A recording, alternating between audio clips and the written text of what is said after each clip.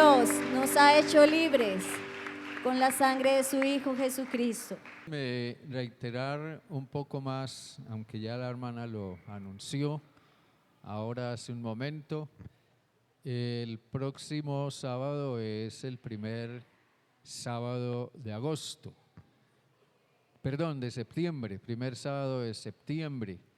Y la actividad que está programada para este sábado, que tiene que ver con pues algo que se ha hecho ya muy tradicional en nuestro medio, y creo que es una celebración bonita, agradable, edificante, como es la del amor y la amistad.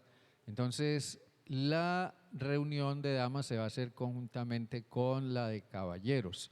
Así que vamos a unirnos allí en un tiempo de compañerismo, vamos a disfrutar de un bonito tiempo, tanto espiritual, vamos a tener… Bueno, voy a pedirles por favor, quiero esta mañana hablar de un tema muy especial. Quiero que busquen conmigo en su Biblia, vamos a mirar ya, la hermana nos guió en esta lectura hace un momento en el Evangelio de Mateo, en el capítulo 7, versículos 21 hasta el 29, allí ya fuimos guiados en esa lectura.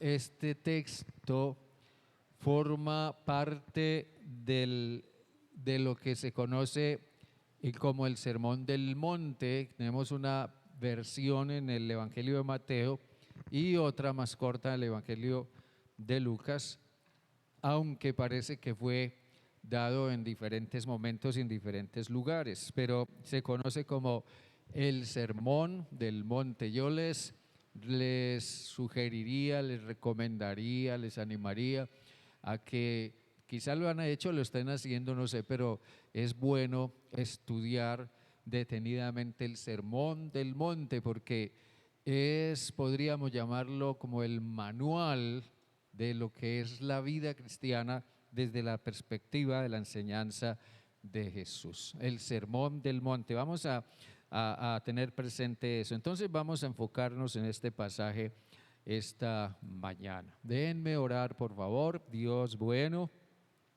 esta mañana te alabamos y te exaltamos y te damos muchas gracias, Señor Dios, por darnos este tiempo de encuentro contigo aquí en este lugar tan especial, este tiempo de enseñanza, de alabanza. Que todo lo que hoy, Señor Dios, nos ha sido dado por tu Santo Espíritu a través de los maestros que nos han enseñado tu palabra, Señor, enriquezca más nuestra vida espiritual, nuestra vida moral, nuestra vida emocional, nuestro diario vivir. Nos encamine, Señor Dios, en seguir creciendo en ti, en seguir, Señor, buscando siempre esos caminos para seguir adelante, para marchar adelante, siempre bajo la guía de tu Santo Espíritu, porque la vida cristiana se trata de avanzar, de ir hacia adelante, de crecer, de servir.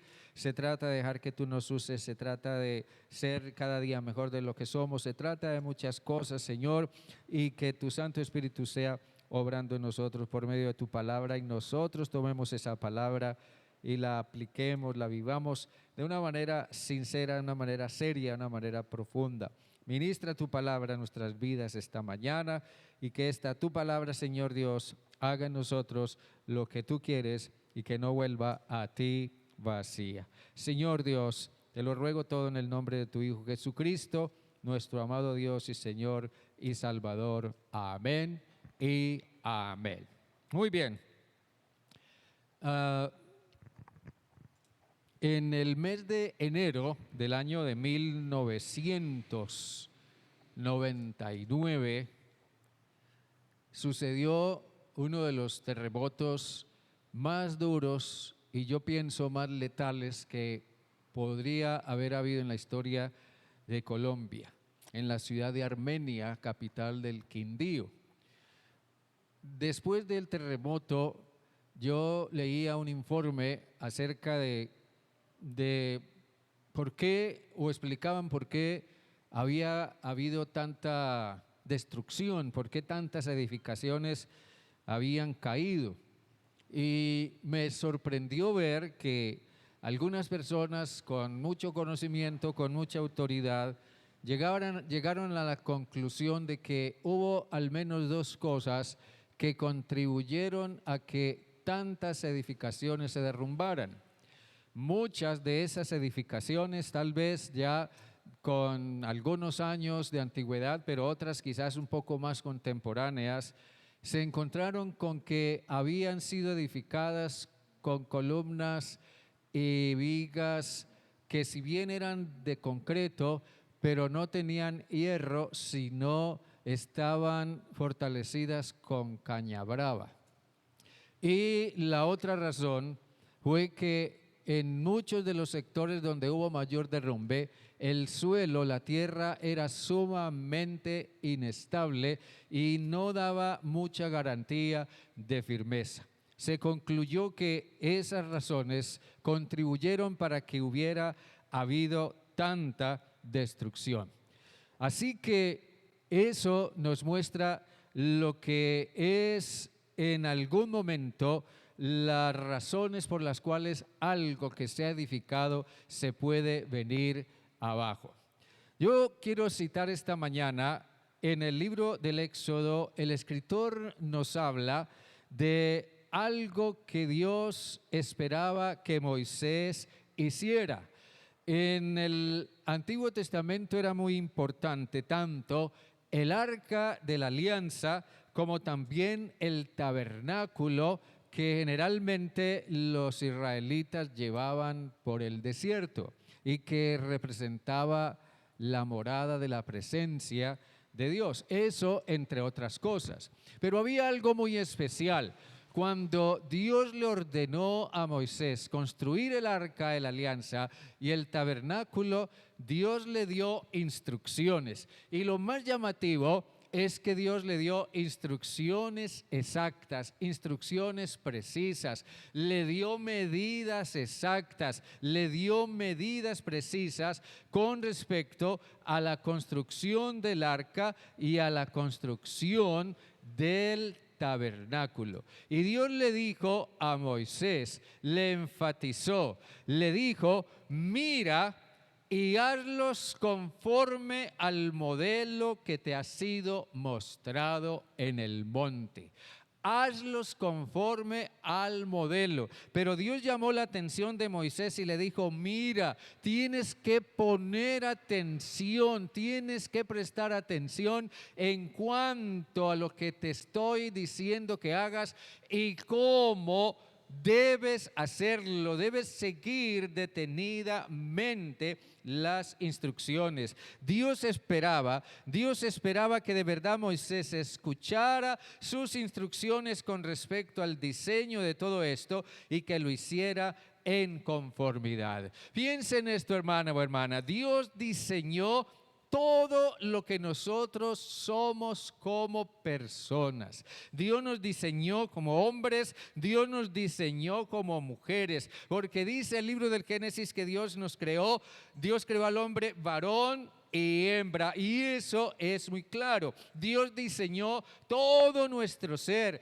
Dios diseñó nuestra sexualidad, Dios diseñó nuestra personalidad, Dios diseñó nuestras habilidades, diseñó nuestros dones y también diseñó nuestro carácter y nuestra vida espiritual, y todo lo hizo con el propósito de que nosotros reflejáramos la gloria de Él, pero también lo hizo para que fuéramos felices. Dios nos diseñó de la forma como nos hizo para que fuéramos felices.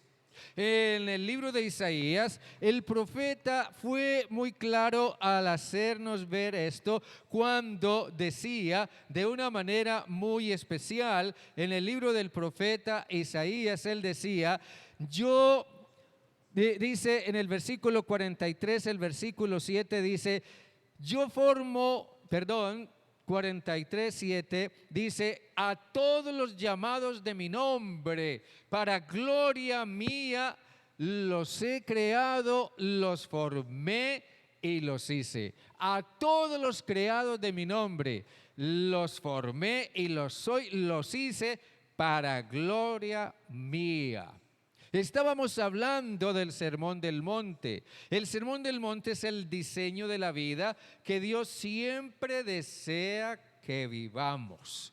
Es el diseño de la vida que Dios quiere que usted y yo, como seguidores de Jesucristo, como hijos e hijas de Dios, vivamos. Ese es el Sermón del Monte. Por eso, en el Sermón del Monte, nosotros encontramos que Jesús incluyó cosas como, por ejemplo, cosas como reconocer nuestra pobreza espiritual. Es una de las primeras cosas que Jesús enfatizó en el Sermón del Monte, que forma parte del diseño de Dios para nuestra vida, reconocer nuestra pobreza espiritual. También incluyó cosas como, por ejemplo, que seamos de influencia y de guía positivamente. También habló de ser fieles en el matrimonio. También habló de ser fieles a nuestros compromisos y a nuestra palabra. También habló de amar a nuestros enemigos y darles de comer y perdonarlos. También habló de confiar profundamente en Dios. También habló de orar al Padre y traerle a Él todas nuestras peticiones. Y también habló de la necesidad de que nuestra vida realmente esté enfocada en el propósito de Dios para el cual Él nos diseñó. Pero al considerar lo que Jesús está diciendo aquí en este pasaje en el que nos estamos enfocando esta mañana, encontramos que también era necesario oír y escuchar. Oír y escuchar. Volvamos a la primera diapositiva, por favor. Hoy necesitamos desesperadamente oír a Dios. Yo creo que esta iglesia, toda la iglesia del Señor, necesita desesperadamente oír a Dios. Estamos pasando por problemas, por crisis, por una gran incertidumbre, por un vacío en nuestra vida, por un bloqueamiento espiritual o emocional. Necesitamos desesperadamente oír a Dios. Pero lo más paradójico es que Dios necesita desesperadamente ser oído. Dios necesita también ser oído. Dios, a través de todo lo que estemos experimentando o viviendo, está diciéndonos a grandes voces: por favor, yo necesito que me escuches. La figura que Jesús usa en este pasaje, de la casa que se construye, de la casa que permanece firme, de la casa que se cae, de los ríos, de las tormentas, toda esa figura es tomada del mundo de los habitantes del desierto. Se conocían como beduinos.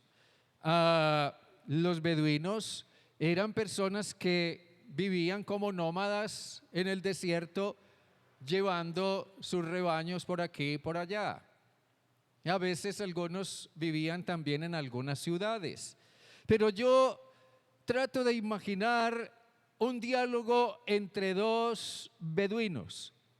Quizás desde un cierto promontorio, un beduino le grita a otro que está allá en la parte más baja, a quien ve que está construyendo una cabaña o está construyendo una casa, y le dice: amigo, déjame advertirte, por favor, no construyas esa casa ahí. Ese es el lecho seco de un río. Es verdad que quizás hace más de un año que no llueve, pero en cualquier momento se formará una tormenta que pronto se convertirá en un gran huracán y lloverá fuertemente, y ese caño se convertirá en un río que arrasará tu casa. Mira que no se te vaya a caer la casa. Jesús está diciendo: cualquiera que me oye Y Dios espera que le escuchemos para que construyamos bien nuestra casa.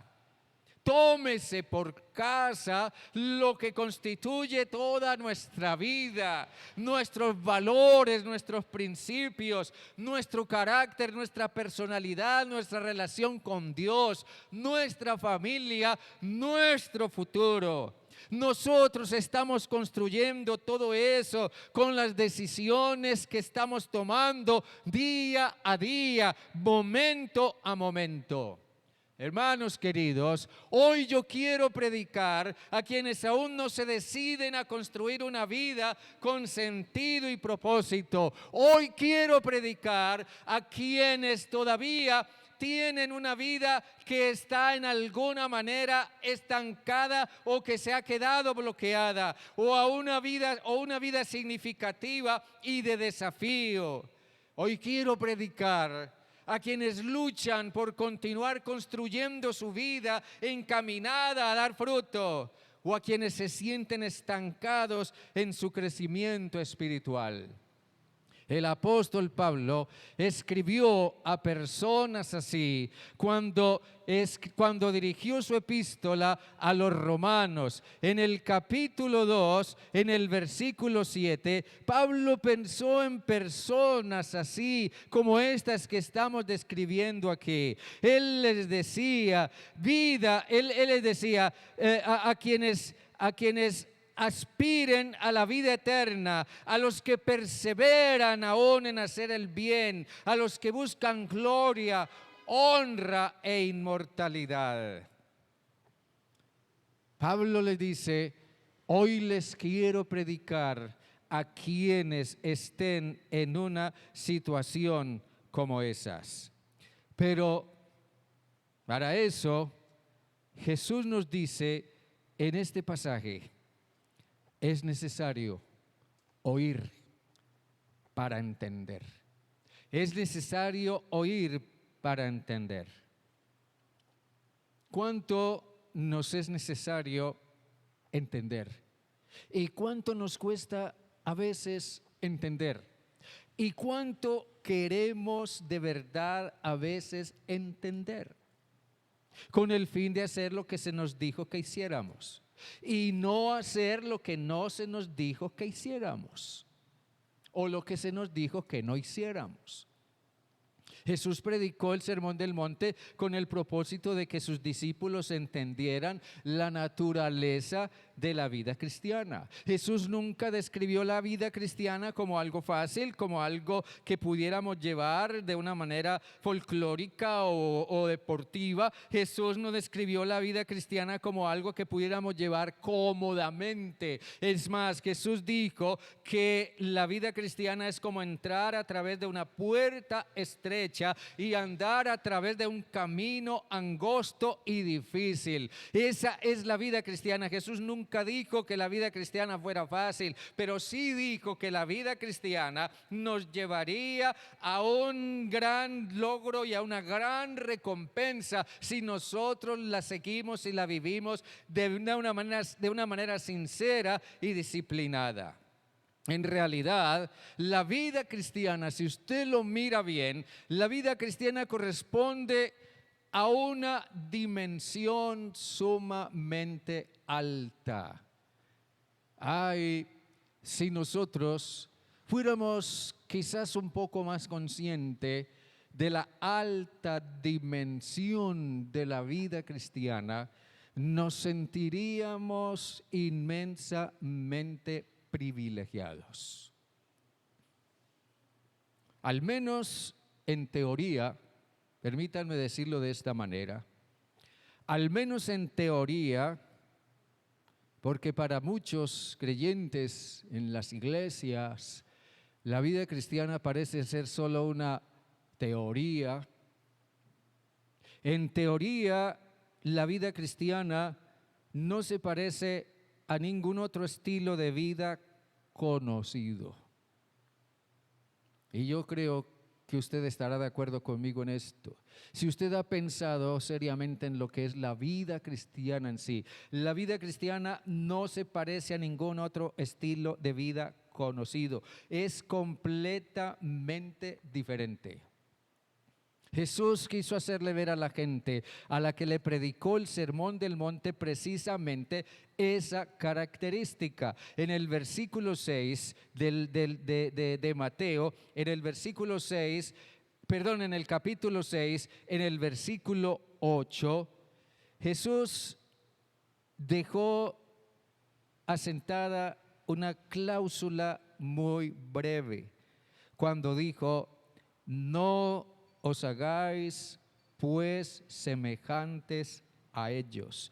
No os hagáis pues semejantes a ellos. No sean semejantes a los demás. No sigan el ejemplo del estilo de vida de los demás. Jesús recalcó, mirando bien todo lo que es y lo que conlleva, lo que contiene el Sermón del Monte, Jesús recalcó que la vida cristiana es de una dimensión supremamente alta. Y vuelvo y repito, al menos en teoría. Pero en la práctica, si nosotros tomáramos todos los principios que Jesús enseña en el Sermón del Monte y los lleváramos a la práctica, la vida cristiana nos haría, mírenlo bien, nos haría completamente diferentes al resto de la gente. Todos los principios enseñados en el Sermón del Monte apuntan a marcar una diferencia notable con el resto de la gente, que vive en un estilo de vida distinto. Jesús subrayó la importancia de oír y dijo: oír estas palabras. Por eso él dijo: el que oye estas palabras. Esas palabras a las que se refería Jesús eran las enseñanzas, o mejor, digámoslo de esta manera, eran enseñanzas de gran altura, enseñanzas que no habrían provenido nunca, pero nunca, de boca de cualquier maestro, de ningún otro maestro, por más ilustre que fuera. Eran enseñanzas arraigadas en la sabiduría de Dios. En los versículos 28 y 29, allí del pasaje que estamos considerando, versículos 28 y 29, versículos 28 y 29 dice que cuando terminó Jesús estas palabras, la gente estaba admirada de su doctrina, porque les enseñaba como quien tiene autoridad y no como los escribas. Es muy interesante la versión de la Nueva Traducción Viviente. Dice: cuando Jesús terminó de decir esas cosas, las multitudes quedaron asombradas de su enseñanza, porque lo hacía con verdadera autoridad, algo completamente diferente de lo que hacían los maestros de la ley religiosa.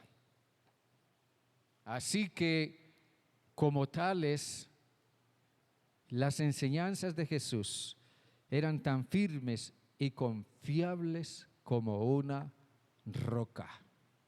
Las enseñanzas de Jesús fueron establecidas firmemente y jamás variarán, ni cambiarán, ni serán alteradas.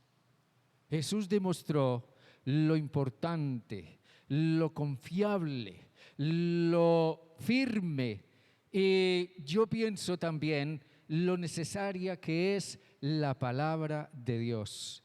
El salmista, en el Salmo 19, en los versículos 17 Salmo 19, versículo 7 hasta el 10, habla de lo importante y esencial que es la palabra de Dios.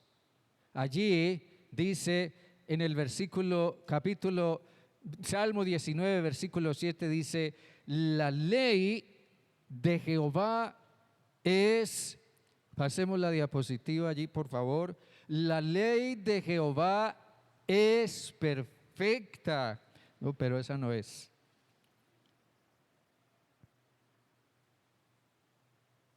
Antes.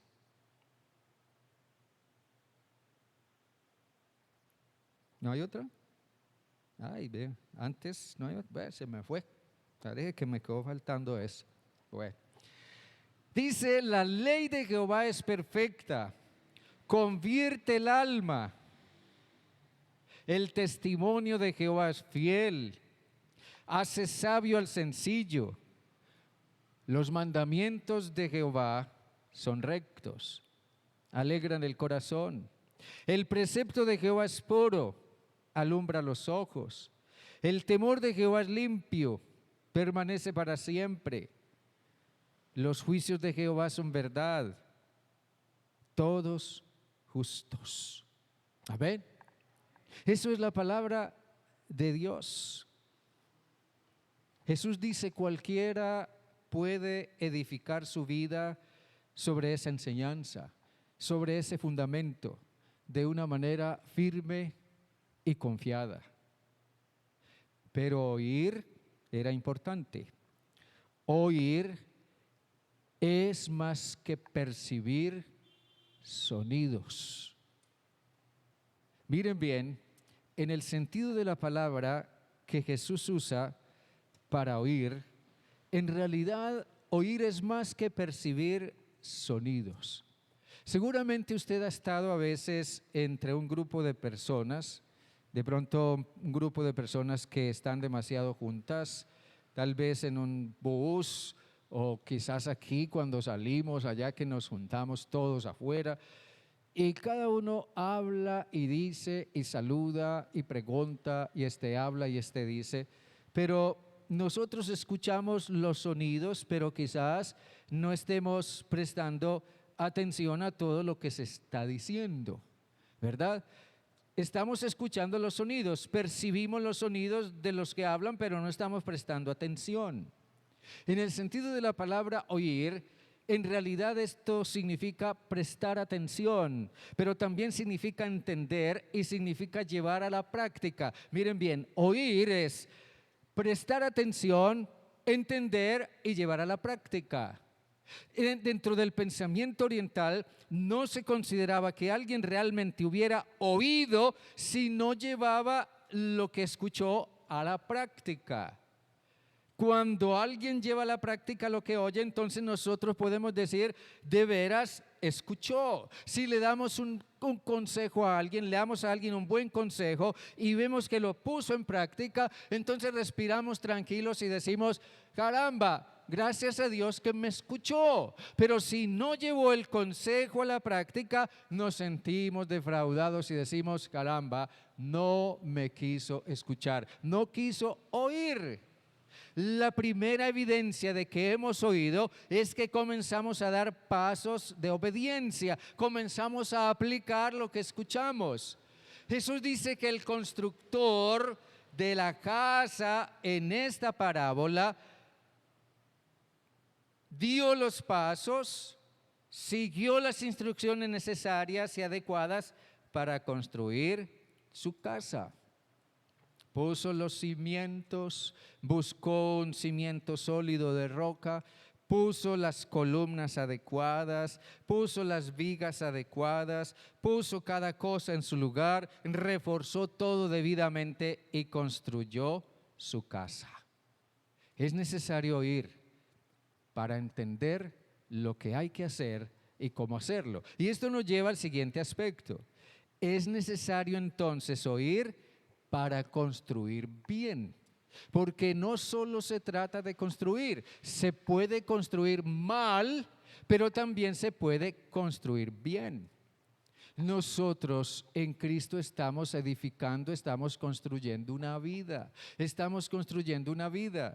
y la vida en Cristo se construye partiendo de una relación real con Él. Yo construyo mi vida en Cristo orando, yo construyo mi vida en Cristo asistiendo a los cultos, yo construyo mi vida en Cristo viniendo a la escuela bíblica, yo construyo mi vida en Cristo viniendo a la reunión de oración de los martes, yo construyo mi vida en Cristo estudiando mi Biblia profundamente y meditando en su palabra, yo construyo mi vida en Cristo, la voy construyendo diligentemente día tras día en la medida en que tomo la palabra de Dios y la voy aplicando a mi vida. Yo construyo mi vida en Cristo en la medida en que dejo mis malas actitudes, mi mal carácter, dejo mis hábitos nocivos o mis vicios y le doy lugar a las virtudes de Dios en mi vida. Le doy lugar a lo que es la disciplina, le doy lugar a lo que es la devoción, le doy lugar a la santidad, le doy lugar a la pureza de corazón, le doy lugar a la integridad. En la medida en que le doy lugar a todo eso, mi vida está siendo construida.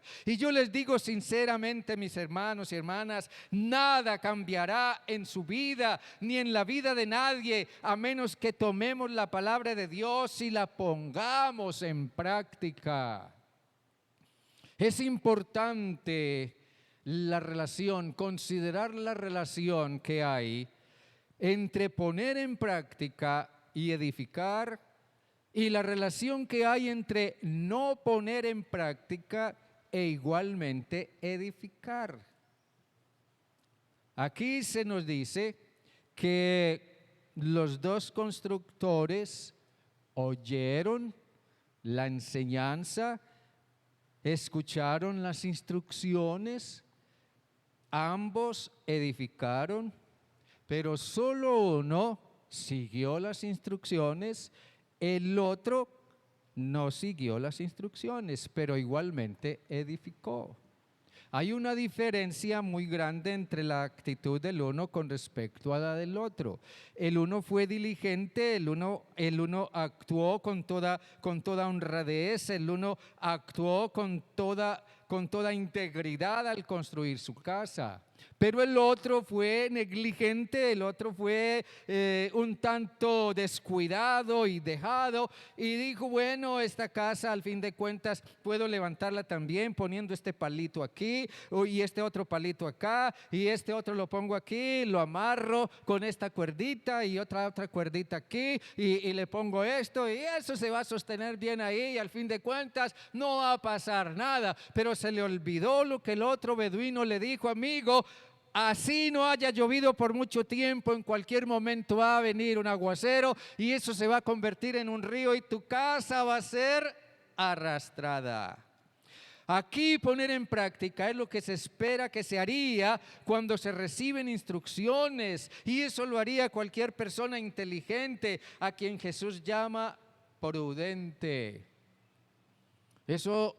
Por eso la actitud contraria, la del otro constructor, es discordante, es realmente absurda, es incomprensible. ¿Cómo es posible que teniendo a su mano las instrucciones las ignora y hace algo completamente inaudito? Él también era inteligente porque oyó y entendió, pero por alguna razón no las puso en práctica. Y Jesús lo llamó insensato.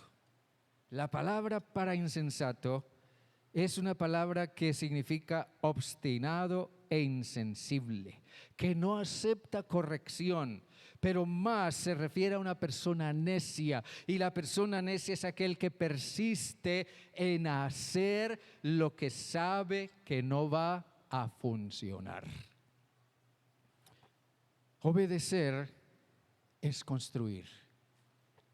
Y lo que nosotros construyamos ahora, ¿habrá de perdurar o habrá de venirse abajo en cualquier momento?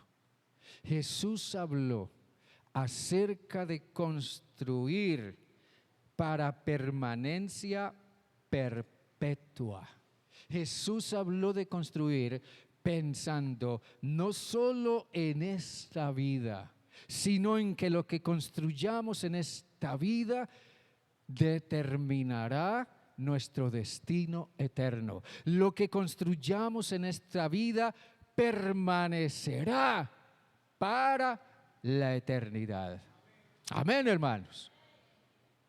Una vida fundamentada en Cristo perdurará por la eternidad. Desobedecer es construir para el fracaso, porque lo que hemos pensado construir sin haber obedecido a Dios se perderá para siempre. ¿Cuán seria y costosa puede resultar siendo la desobediencia? Por eso es necesario oír para no pasar una vergüenza. En el versículo 26 dice: pero a cualquiera que me oye estas palabras y no las practica, lo compararé a un hombre insensato que edificó su casa sobre la arena. Descendió la lluvia, vinieron ríos, soplaron vientos y dieron con ímpetu contra aquella casa, y cayó, y fue grande, muy grande su ruina. Nosotros pudiéramos decir, a cualquiera le puede pasar, y es verdad. Nuestro constructor fallido oyó las enseñanzas, no le dio importancia, no las puso en práctica, pensó que no era tan importante realmente cultivar una relación con Jesús, pensó que quizás no era tan importante tomar tan en serio las enseñanzas de Jesús, pensó que no era tan importante orar y buscar profundamente la presencia de Dios, pensó que no era tan importante obedecer, pensó que no era tan importante todo lo que Dios de una forma u otra nos advierte y nos manda. Sí, eso a cualquiera le puede pasar, pero no podemos olvidar que este constructor también tuvo que enfrentar un duro momento de prueba. Y la verdad es que en el momento de la prueba final es donde se conoce la calidad y la firmeza de las cosas. Y cuando este constructor enfrentó la prueba final, todo se le vino abajo. Y por eso dice Jesús, fue grande su ruina. Hay una diferencia muy grande entre la roca y la arena, y eso es obvio. Definitivamente hay una diferencia muy grande. Pero ¿cuál es el punto? El problema es en la forma como funciona nuestro discernimiento. Cómo no distinguimos entre lo que es firme y estable y preferimos lo que es débil e inestable. Y hasta dónde preferimos invertir las cosas, ignorando la diligencia y la disciplina y dando lugar a la desidia y a la pereza. El problema está realmente en el corazón. Jesús da a entender que la experiencia de este constructor resonó estruendosamente en todo el entorno. Y yo me imagino aquel beduino que desde lo alto de un promontorio se quedó observando y esperando a ver qué pasaba con su compañero que construyó su casa sobre el lecho seco de un río. Claro, lo que él dijo en el momento menos esperado sucedió y la casa de su compañero fue arrastrada por el río en medio de un aguacero. Y yo me imagino a aquel beduino diciéndole, lo vio, yo se lo dije, ahora usted perdió su esfuerzo, perdió su tiempo y perdió su inversión. Ahora usted lo ha perdido todo. Si no oímos ni entendemos, la vida terminará siendo un gran fracaso.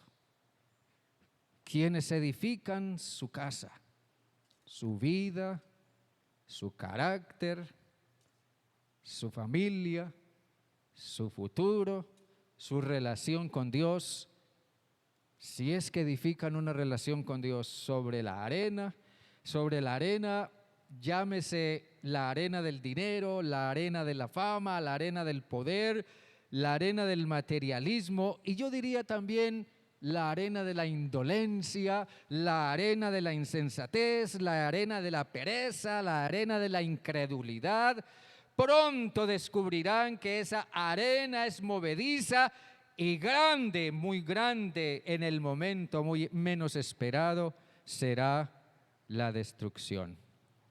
Alguien decía, como una casa de naipes, la vida del necio se tambaleará. Muchas personas no buscan deliberadamente un fundamento falso o inferior sobre el cual edificar su vida, sino que simplemente no piensan en cuál es el propósito de sus vidas.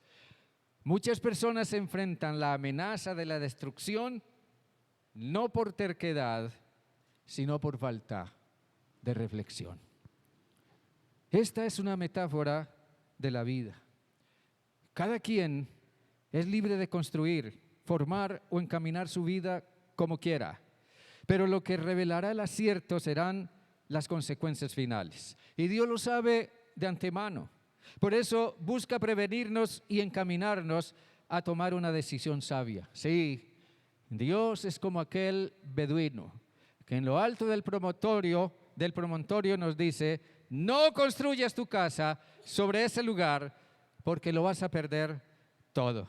Y yo creo que la vida es demasiado valiosa como para arriesgarse a perderla al final en un destino eterno e irremediable. Hermanos y hermanas, que no se te caiga tu casa. Amén. Amén. Dios bueno. A ti te damos la honra y la gloria y la alabanza. Padre, recordamos la palabra de Pablo cuando decía: cada uno mire cómo sobreedifica. Ayúdanos, Padre, a discernir, a prestar atención cómo está siendo edificada nuestra vida. Si estamos haciéndolo de una manera premeditada, diligente, decidida, día tras día, o simplemente estamos dejando que la vida carezca y avance a su propia manera, sin darnos cuenta qué es lo que estamos levantando y sobre qué terreno.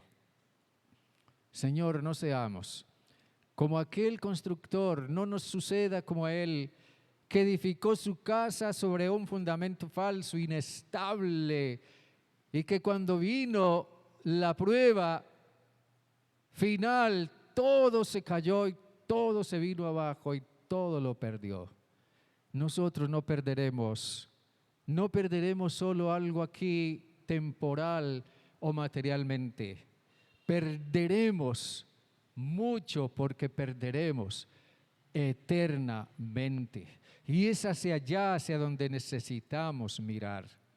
Padre, haz de cada uno de nosotros seguidores de Jesucristo, verdaderamente fieles y sinceros, que construimos una relación con Él día a día y construimos con base en sus enseñanzas una vida firme, estable, que permanezca para siempre. Amado Dios, ayúdanos a seguir construyendo con diligencia nuestra vida de tal manera que crezcamos y seamos cada día más semejantes a Jesús. Padre, a ti sea toda la honra y la gloria. Ayúdanos por el poder de tu Santo Espíritu. Te lo ruego, Padre amado, en el nombre de Jesús. Amén y amén. Amén. Dios les bendiga, mis hermanos. Estemos de pie, hermanos. Amén. Estemos de pie, por favor. Salude a su hermano que está a su lado y dígale: Dios te ama y yo te amo. Dios les bendiga a todos. Dios les guarde.